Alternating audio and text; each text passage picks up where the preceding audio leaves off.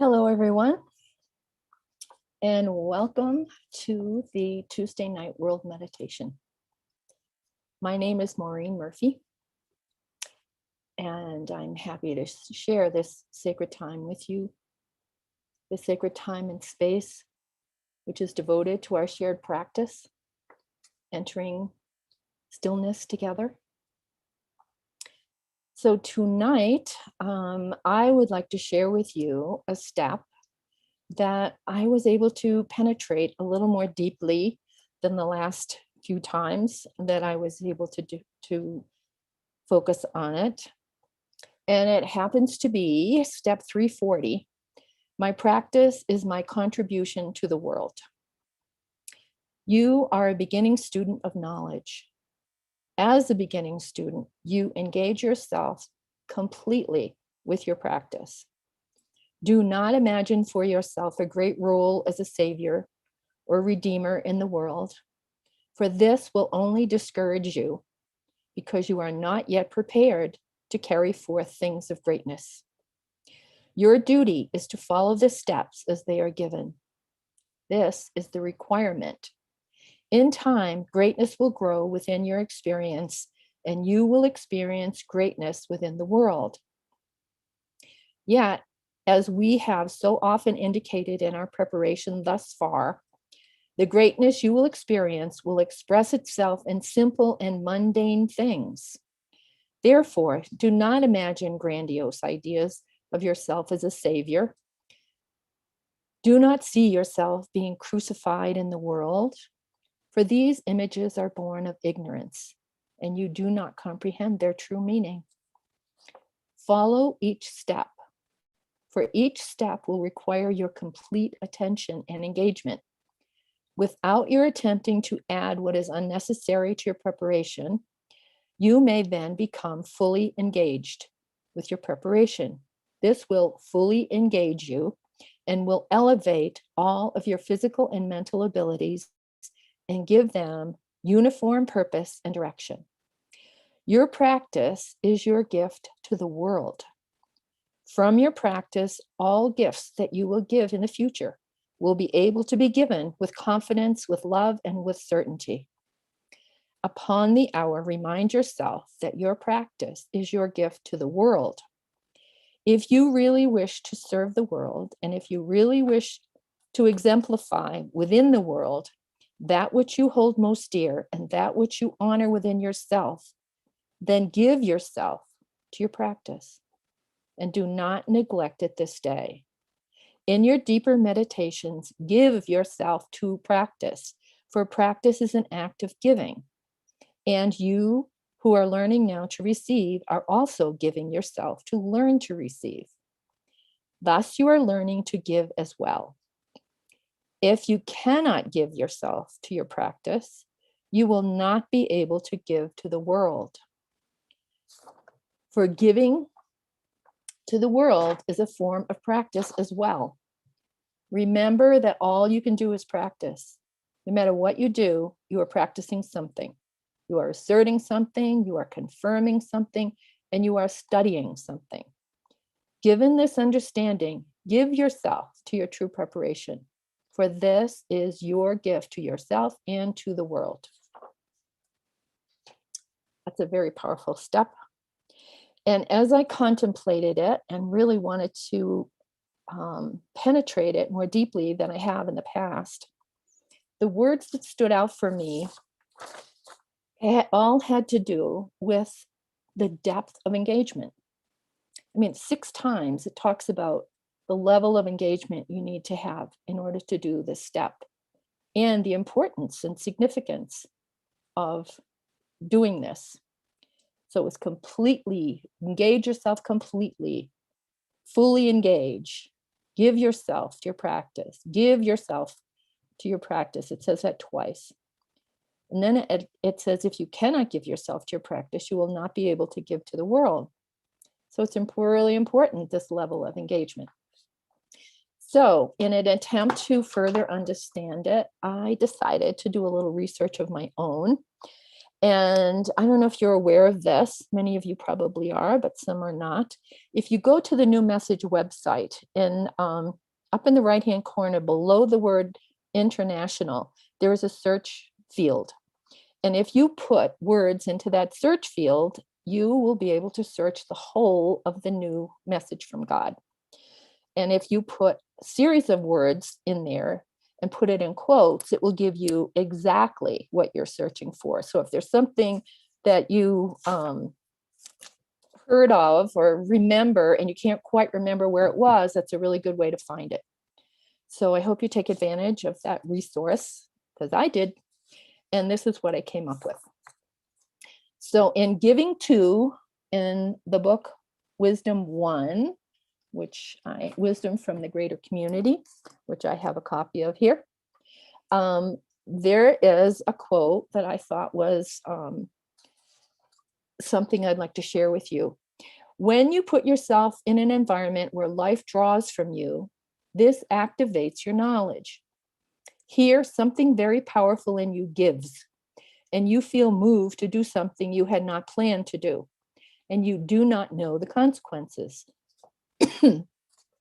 That is when you come alive. That produces a holy day. Holy, a holy day. The day someone fully came alive, the day their knowledge was activated and their life was given completely in a specific area. That is a holy day. To graduate from the world, you must have this experience. To go to the next step beyond being a participant in the physical world is to be a participant in the spiritual world. This is a position of profound giving, because what can you profit by giving then?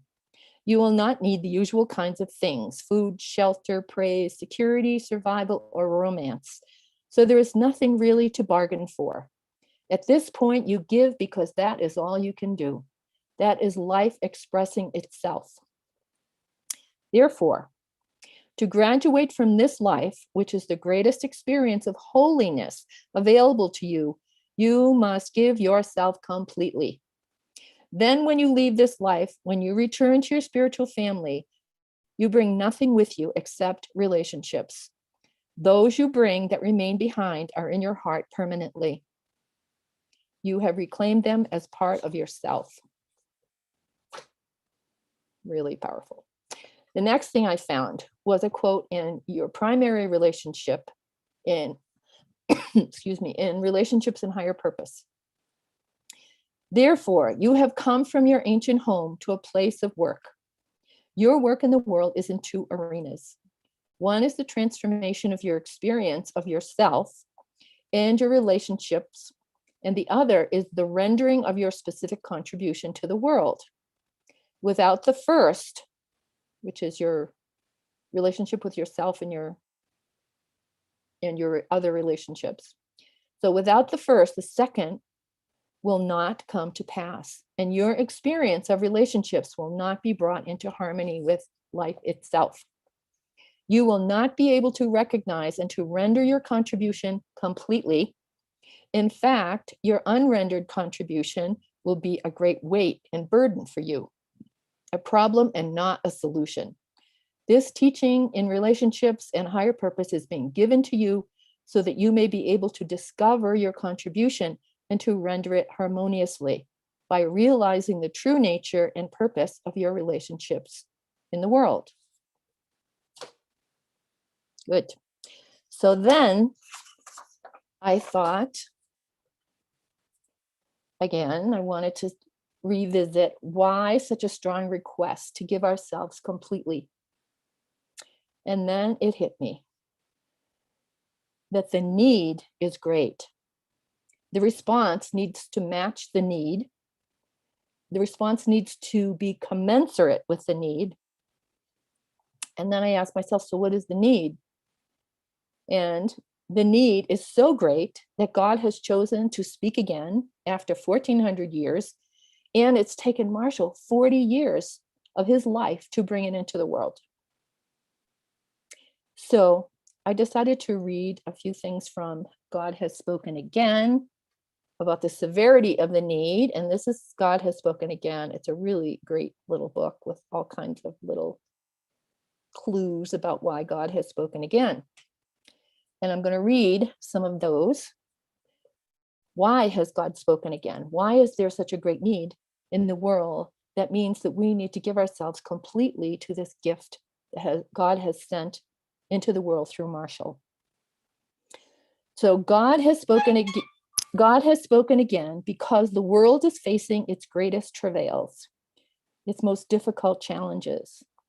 God has spoken again because humanity has plundered the world and is now facing a predicament that could lead to a great deprivation and conflict. God has spoken again because religion has failed to find its unity, except amongst a very few individuals and organizations. God has spoken again because humanity is in danger of losing its sovereignty to an intervention from forces beyond the world who want our planet for themselves.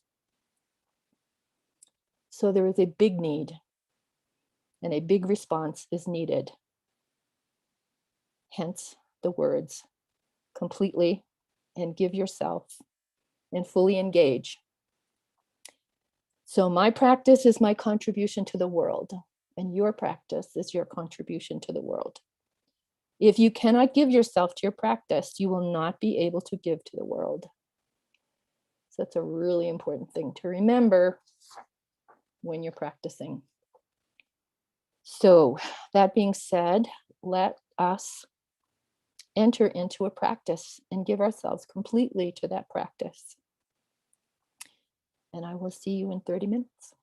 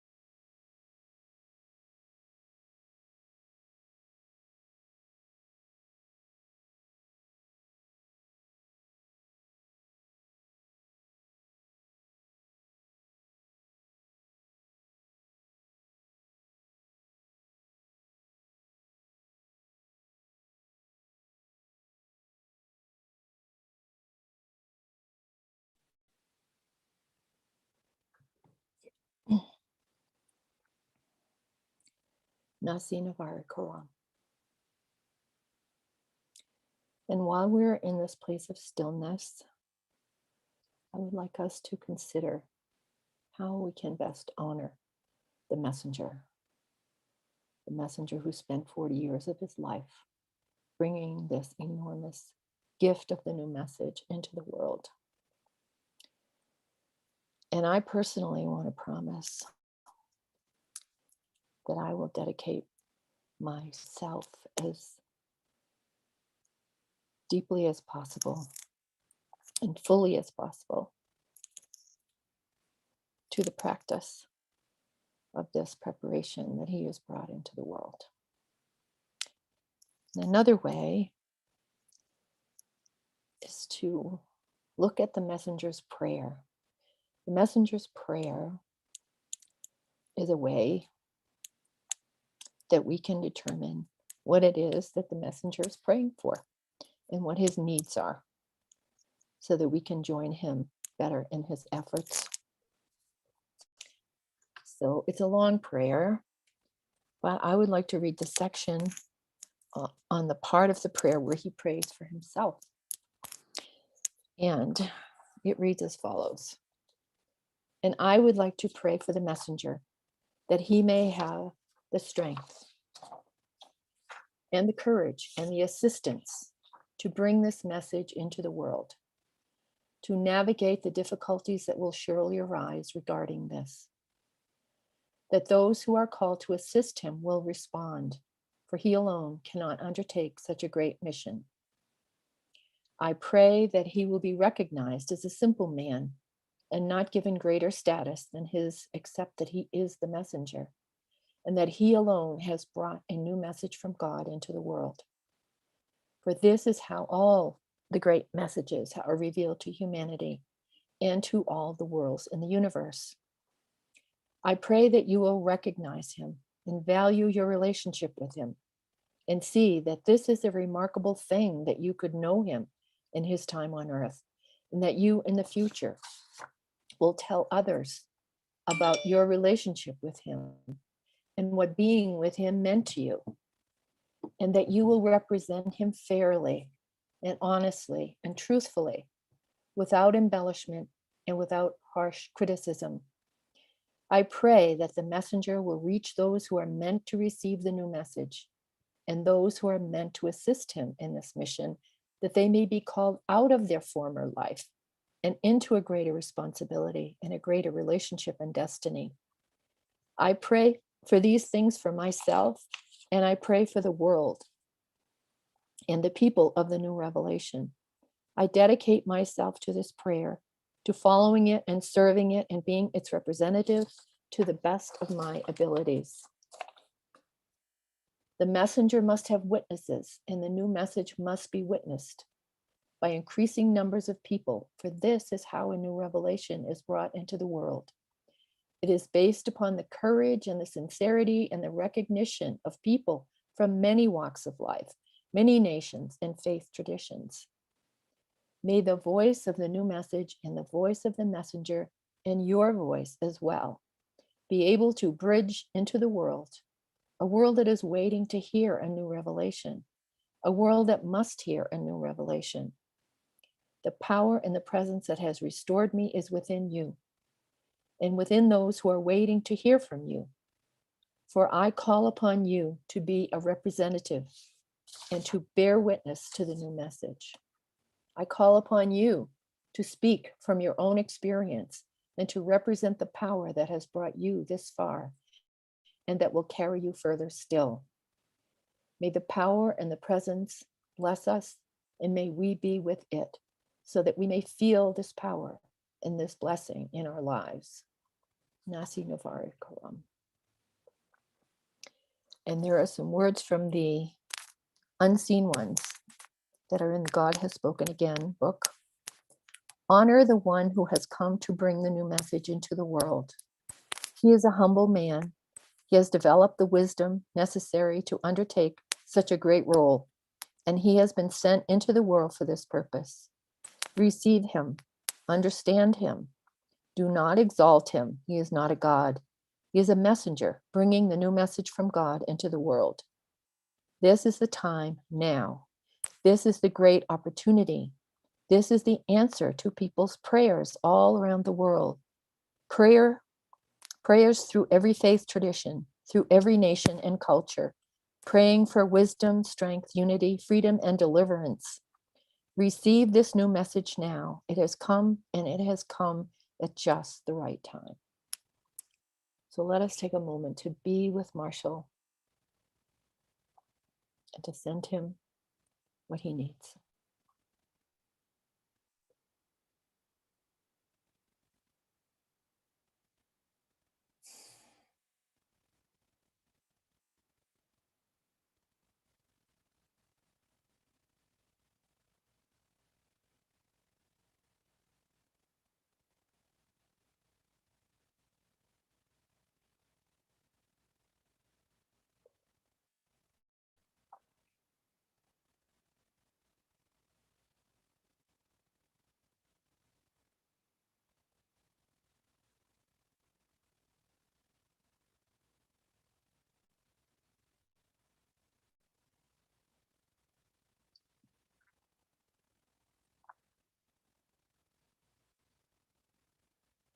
May it be so.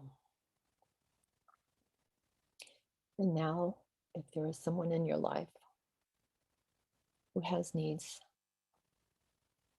that you would like to soften for them, please take a moment to remember them and to send them the comfort and the strength and the courage that they may need.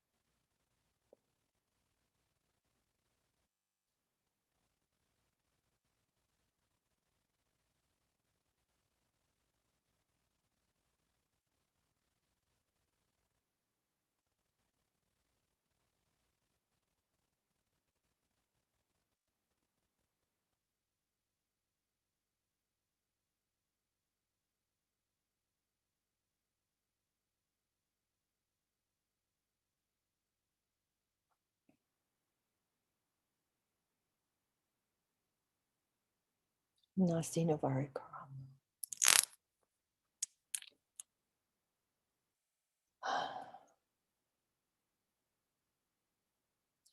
Now, I would like to say a few words for James Farmer, who is the organizer of this special moment that we can share together.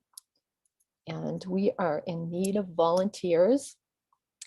And I can testify that this is a real opportunity to give yourself to your practice, to even go deeper into your practice, which had I not agreed to do this, I don't think that I would have been able to penetrate it the way I have. Even today, while I was preparing for it, I was thinking of new things and discovering new things and feeling new things.